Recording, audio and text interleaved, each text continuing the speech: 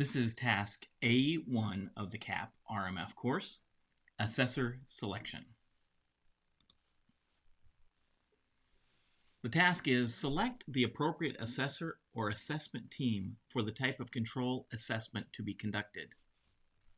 Inputs for this task include security, privacy, and SCRM plans, program management control information, common control documentation, organizational security and privacy program plans, SCRM strategy, system design documentation, enterprise security and privacy architecture information, security, privacy, and SCRM policies and procedures applicable to the system.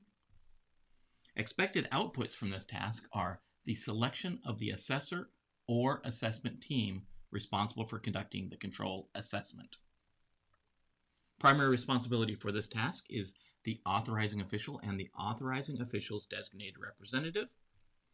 They are supported by the Chief Information Officer and the Senior Agency Information Security Officer, as well as the Senior Agency Official for Privacy.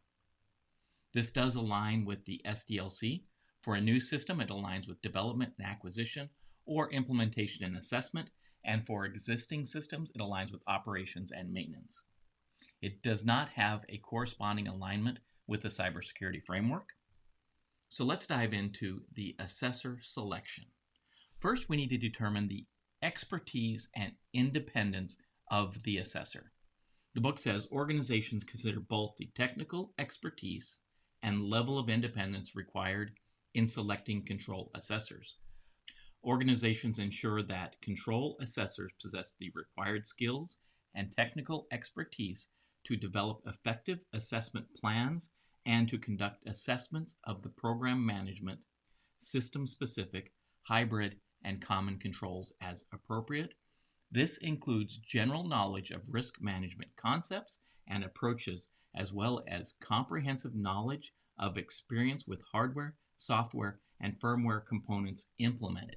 So this first part, we're ensuring the assessor has the required skills and expertise. We want to make sure that if we have something like a Linux system, the control assessor understands the Linux system to the level required to conduct an efficient and effective assessment of those required security controls. We also want to make sure that the assessor understands basic risk management concepts and approaches to managing risk across hardware, software, and firmware components that are implemented in the system. The AO, or the AO's designated representative, really needs to look at the assessor or the assessment team to make sure they have the technical expertise to look at the types of systems that are being assessed in this assessment period. They need to understand both the technical architecture and the technical types of systems being employed. In organizations where the assessment capability is centrally managed, the Senior Agency Information Security Officer may have the responsibility of selecting and managing the security control assessors or assessment team for organizational systems. As controls may be implemented to achieve security and privacy objectives, organizations consider the degree of collaboration between the security control and privacy controls assessors that is necessary. So in this case, we're talking about a centrally managed group of security control assessors, or SCAs, that are managed centrally, and normally it's the responsibility of the Senior Agency Information Security Officer for selecting and managing these teams that support the authorizing officials of the organization.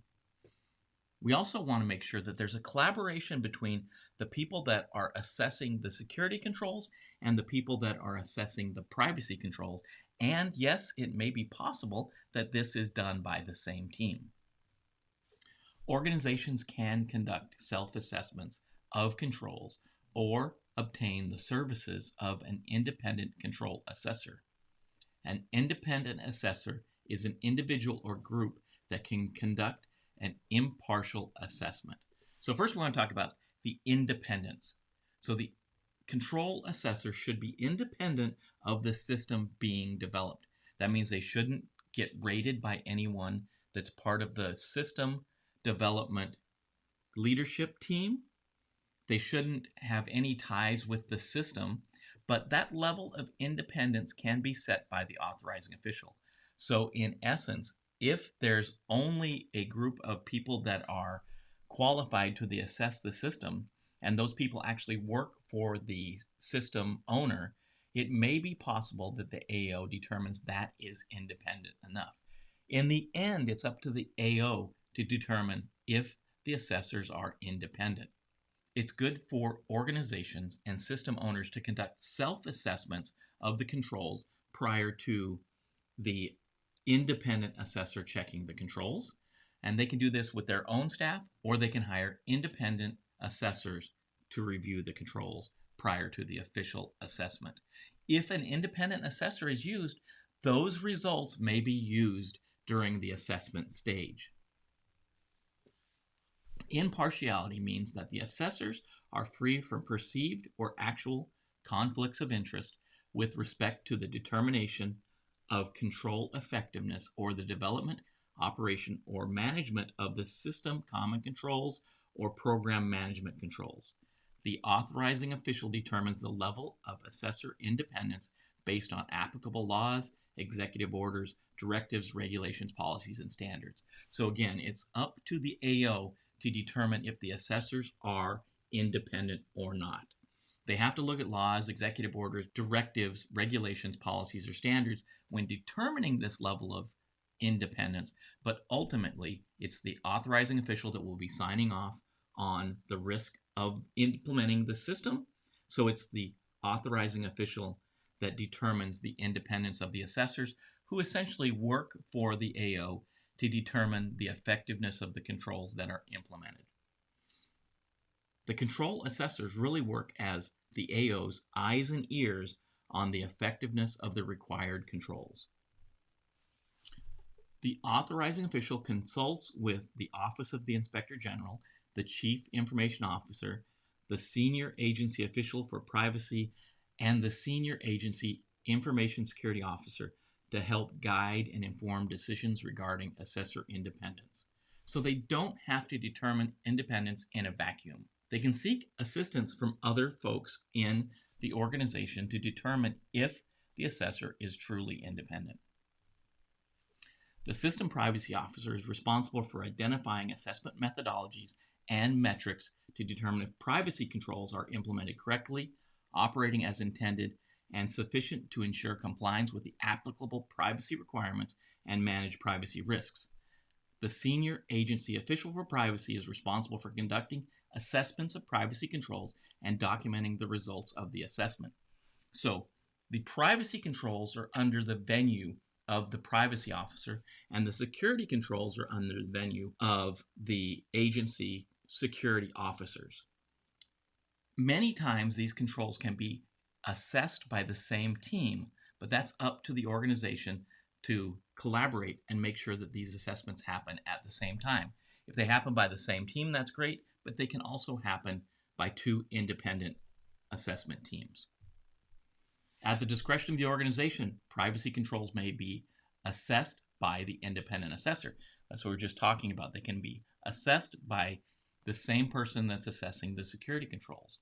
However, in all cases, the Senior Agency Official for Privacy is responsible and accountable for, in accordance with OMB A130, an independent evaluation of the privacy program and practices is not required. However, an organization may choose to employ independent privacy assessments at the organization's discretion. So we can look at the privacy controls and the security controls together, or we can look at them independently with one team looking at the security controls and another team looking at the privacy controls. Some organizations may select control assessors prior to the RMF assess step to support control assessments at the earliest opportunity during the system lifecycle. Early identification and selection of assessors allows organizations to plan for the assessment activities, including agreeing on the scope of the assessment. It's actually really good to do the assessment as early as possible. That way, you generally have the people that are building the system available to make corrections on controls that are not implemented correctly. So if we can do these early assessments, that's great. but if not, we have to do them during the assessment step. Organizations implementing the system security engineering approach may also benefit from early selection of assessors to support verification and validation activities that occur throughout the system's lifecycle. The organization's privacy program, including the privacy function, is performed by independent assessors as well, and we've talked about that. The senior agency official for privacy is responsible for providing privacy information to the authorizing official. So if those privacy controls are assessed independently, it's up to the senior agency official for privacy to provide those results to the authorizing official so that they can get a full view of not only the security controls, but also the privacy controls that are implemented in the system prior to making an authorization decision. References for this task include FIPS 199, Special Publications 830, 53 Alpha, and 55. In this module, we discussed task A1, its inputs, its outputs, roles and responsibilities, the SDLC and CSF alignment, expertise and independence, central management, independent assessment, impartiality, AO consultation, the privacy officer and privacy controls, the benefits of early assessment, the system security engineering approach, and of course references. If any of this doesn't look familiar to you, I recommend we go back and look at those sections again. If it does make sense, off to the next video or continue in the course material that supports this lesson.